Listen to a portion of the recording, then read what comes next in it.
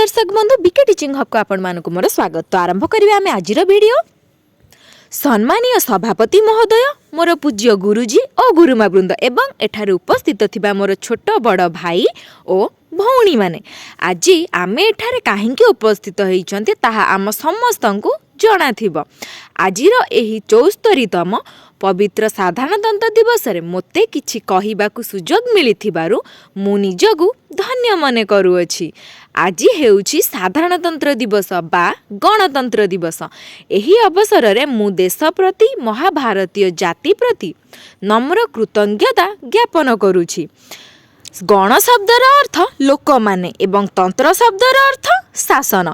बहु वर्ष विदेशी शासनाधीन रही 1947 मसीहा अगस्ट मास 15 तारिख रे आम देश स्वाधीन होइथिला। आम देशर एक शासन खसड़ा मध्य तैयारी होइथिला।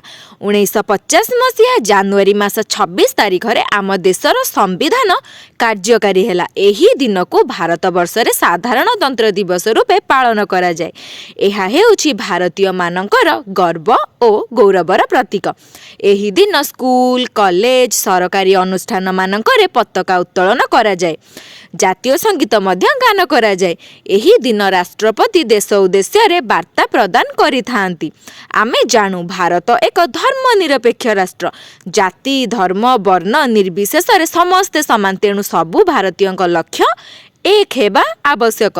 गोटिए देश जननीर कोटी कोटी संतान समस्ते एकबद्ध होई देशर सर्वांगीन उन्नति पाई बद्धपरिकर हेबा उचित। समस्ते एही आदर्श रे अनुप्राणित हेबा एहा गणतंत्र दिवसर मुख्य उद्देश्य। एही दिवसटी हेउछि आम पाई एक गौरवर दिन। आम देश रे जेउ संविधान प्रणयन करा जायथिला तार प्रणयता हेउछन्ती डॉक्टर भीमराव आंबेडकर।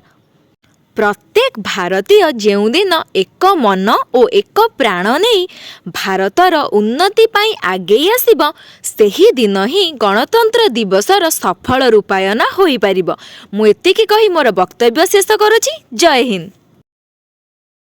आगको एहीपरि भिडियो देखिବାକୁ चाहुथिले आम चैनल टी को सब्सक्राइब करिनियंतु। धन्यवाद।